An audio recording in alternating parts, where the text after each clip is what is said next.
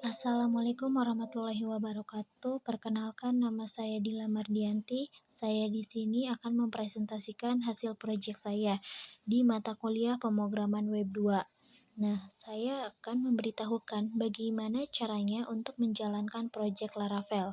Ada beberapa hal yang harus diketahui. Yang pertama, kita harus membuka INV terlebih dahulu. Setelah itu, kita akan mengkoneksikannya proyek kita ke database MySQL. Kalau misalkan proyek baru ini masih berbentuk seperti ini, kita akan harus aktifkan dulu koneksinya. Nah, ke MySQL. Lalu kita tinggal ubah nama di bagian wisatanya, database-nya. Nah, setelah itu kita ke database. Ini fungsinya untuk membuat tabel. Nah, tabel ini berfungsi untuk terus ini yang namanya tabel. Lalu ini namanya kolom. Nah, seperti ini.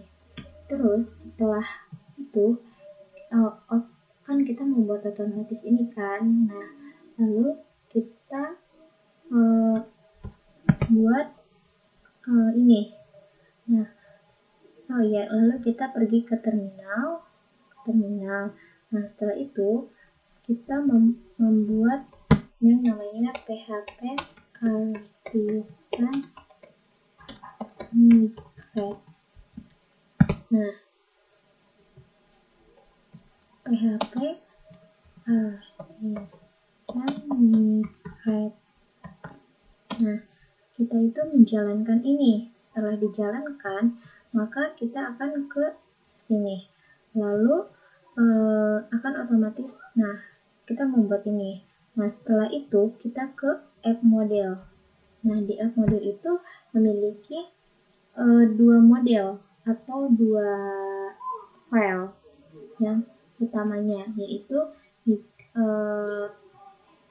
HTTP sama model. Nah, si model ini memiliki fungsi order, tiket, user. Setelah itu kita akan menjalankan dulu ke yang namanya user. Nah, si user ini memiliki kita membuat name ini.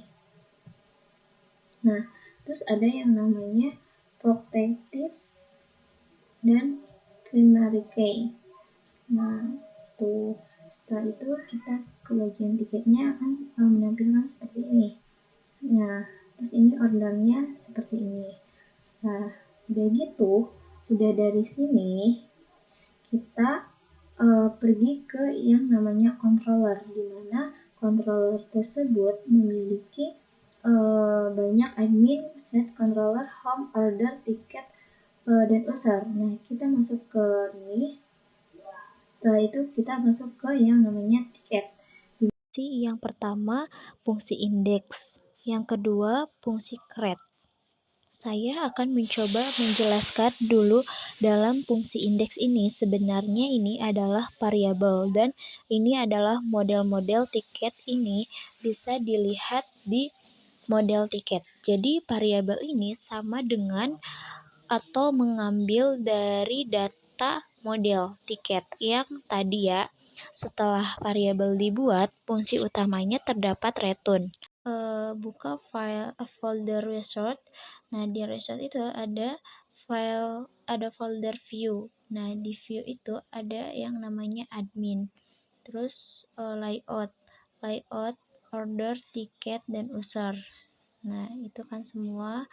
Terus kita ke bagian rute. Di rute itu ada web PHP. Nah, di web PHP itu untuk lebih jelasnya saya akan menjelaskan rute itu ada di bagian file web. Nah, yang tadi itu route resort tiket. Route resort tiket ini adalah singkatan ya untuk bisa menampilkan semua fungsi yang ada di tiket controller. Untuk route supaya lebih cepat, karena kalau tidak memakai resort itu kalian harus membuat route gate. Route force itu kalian harus membuatnya satu-satu dengan menggunakan road rush. Itu semuanya sudah dibuat dengan satu baris. membuatnya lebih banyak lagi. Fungsi road ini itu untuk apa? Ya, untuk saya coba jalankan. Nah, setelah itu saya akan mengaktifkan exam terlebih dahulu. Kita jalankan exam dulu. Setelah itu kita jalankan PHP Artisan Server.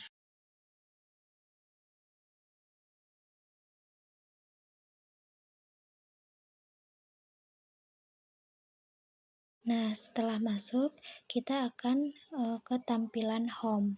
Nah, ini tampilan project saya.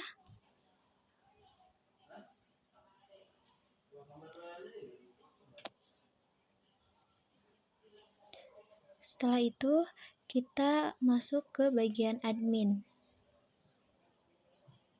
Nah, di admin ini kita nggak bisa masuk, berarti kita harus masuk ke bagian admin login terlebih dahulu. Nah, ini tampilan login saya. Lalu sebelum ke login, kita harus masuk ke registrasi dulu. Nah, ini tampilan registrasi saya. Setelah itu, kita balik lagi ke tampilan login untuk masuk ke admin. Nah, ini tampilan login saya, lalu kita login. Setelah itu, ini tampilan admin saya. Nah, ini tampilan dashboardnya. Setelah itu kita masuk ke bagian tiket. Nah, di tiket ini ada bagian tiket. Nah, ini untuk crude-nya. Nah, yang kita sorot itu biasanya alamat ininya. Nah, alamat ininya. Setelah itu kita pergi ke bagian order. Ini tampilan home-nya deh. Setelah itu kita ke tiket. Nah, dari tiket ini kita ke dashboard. Di dashboard ini udah kan ada datanya 3 segini, lalu kita ke pembelian tiket. Nah, setelah itu kita pergi ke bagian order. Kita masukkan order. Nah, di order ini kalau kita udah membeli akan ada tampilan seperti ini. Nah, ini pembelian tiket, lalu ke kontak. Ini kontak yang ini, lalu ke about, tampilan about seperti ini. Lalu kita ke tampilan home. Nah, di home itu ada pembelian tiketnya. Setelah itu kita ke admin. Nah, dari admin itu kan ada langsung ke dashboard. Dari dashboard kita ke tiket untuk pembelian tiket. Nah, kita tambahkan pembelian tiket misal seperti ini. Nah, di sini tambahkan tiket baru, nama. Kita menggunakan nama paketan.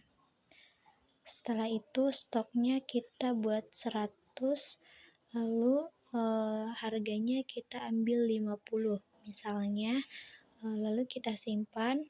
Setelah itu akan muncul pesanan tiket yang paket.